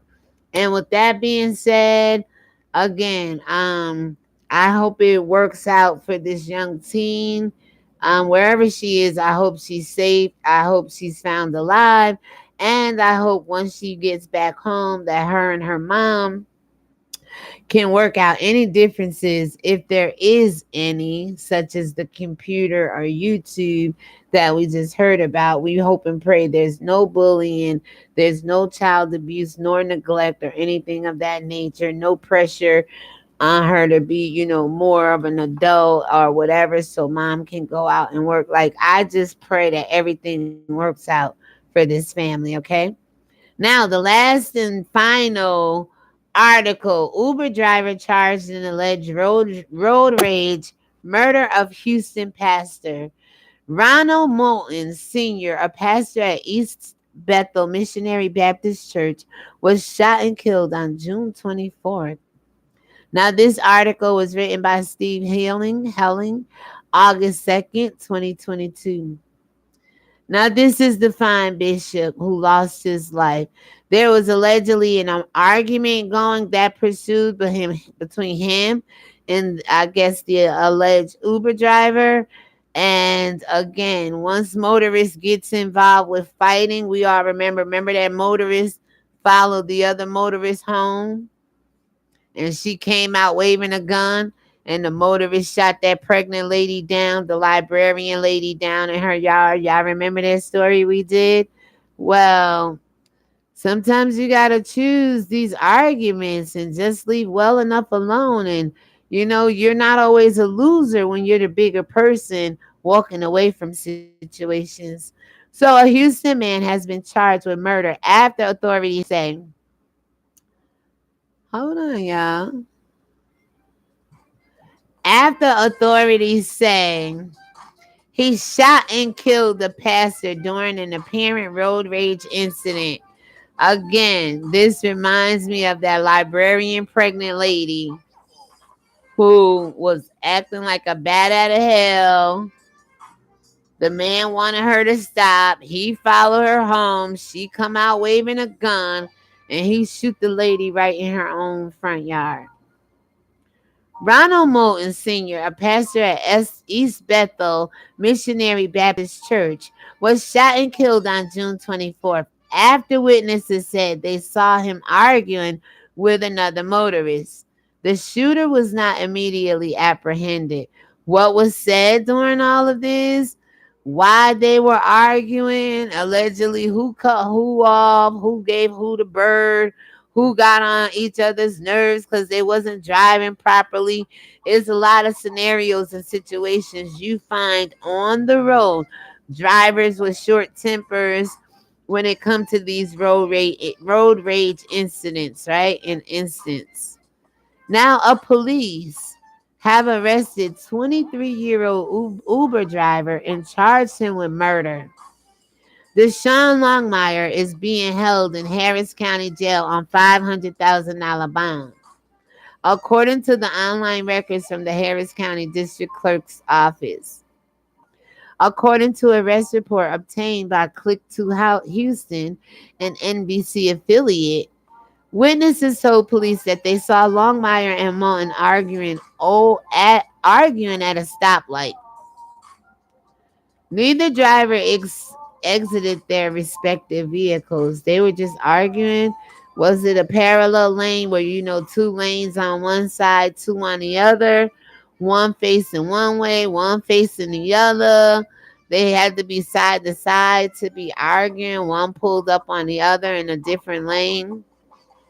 So the arrest report says that Longmire was driving for Uber in his black Honda sedan with pure window tints.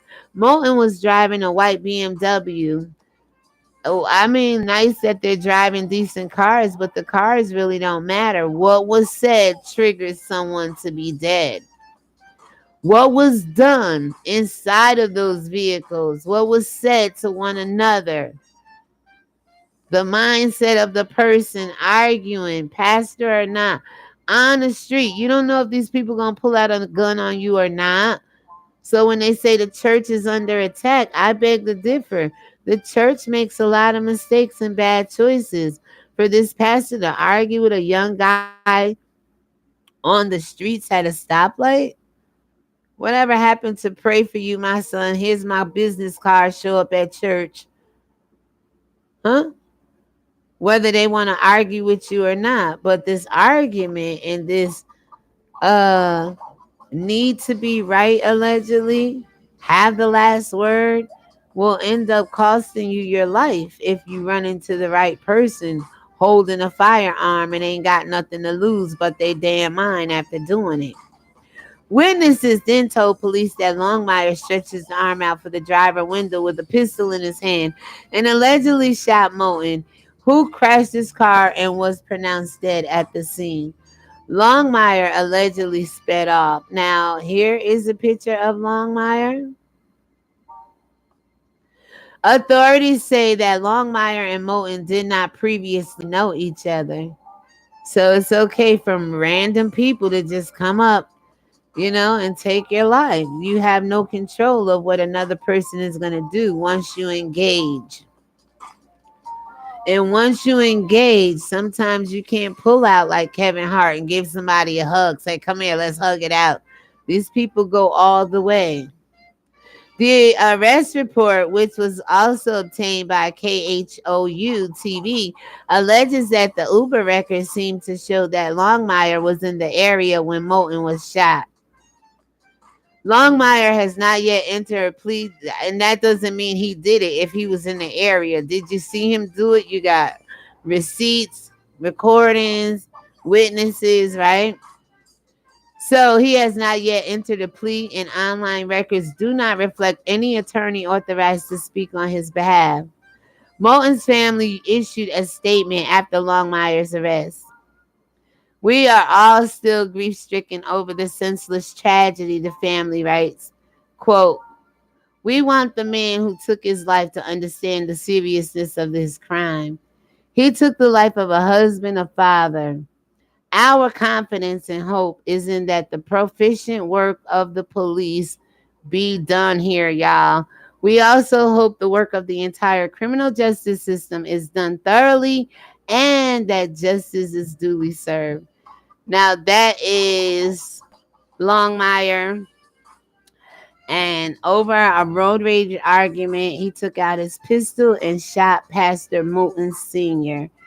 Now, here's a little audio clip, I believe, of it. And after this, we're going to end this video. And we'll be back with Brianna Greer's story sometime today. Since the death of Pastor Ronald Newton, we're told his family is still grieving, but relieved to hear that the man accused of shooting and killing him is now off our streets. That man, we're told, is an Uber driver, according to court documents. He went through probable cause for just about 15 minutes ago. We were there as he did. We want to show you video of him. You can see him standing there. He was identified as 24-year-old Deshaun Longmire. He stood quietly in probable cause court as the accusations against him were read out loud. Longmire has been charged with murder in connection to the death of Pastor Ronald Newton. Newton, a beloved pastor at East Bethel Missionary Baptist Church. The records say on June 24th, witnesses reported seeing Longmire and Newton arguing at a stoplight in South Houston. Neither driver ever got out, but court documents say when the vehicle started moving, Longmire was allegedly seen pointing a gun at Newton and shooting him before taking off. Court records say investigators with the Houston Police Department were able to identify Newton Mouton as an Uber driver, and records of his Uber account showed he was in the area at the time of the shooting. We spoke to Bishop James Dixon, a friend of the Mouton family, who was asked to speak on their behalf about this arrest. There is a momentary deep, sigh, deep breath, exhale. But to be honest with you, it goes right back to grief because none of this brings back a husband. None of this brings back a father or a grandfather. Of course, they're hopeful that justice is done because justice should be done. But none of this brings their loved one back. Again, Longmire has been charged with murder. His bond set by a judge at $500,000 here in PC Court just about 15 minutes ago. Coming up at 10, we'll talk further with Bishop Dixon about Pastor Mouton, what he meant to his family and his community, and why his loss is still being felt today. We're live in downtown, Barajas, KPRC 2 News. All right, so y'all let me know what you think about this whole entire situation. So we started off talking a little bit about Brianna Greer, and we're going to get back into her in the next video. We talked about Mr. Fillion, who tucked his girlfriend away and hid her behind the bed, between the wall, against the wall, in the wall somehow, and this is him. All right. We talked about how methanol was found in the blood of 21 teens ranging from 13 to 17 years old. Y'all let me know what you think about that down below. We talked about the 11-month-old baby who lost his life down here while mom went into work and left him there for the whole shift. And we also talked about the missing 14-year-old girl. Y'all let me know what you think about this story right here. And of course, let me know what you think about Pastor, okay? This Pastor Mouton, who got in an argument with a young guy. Guy pull out a gun allegedly and shoots him. And with that being said, shalom, everybody. God bless you. Thank you so much for tuning into this broadcast. And I will see you on the next live, upload, and or premiere. You're watching Religion Wing TV, and my spiritual ears stay. Peace, everybody.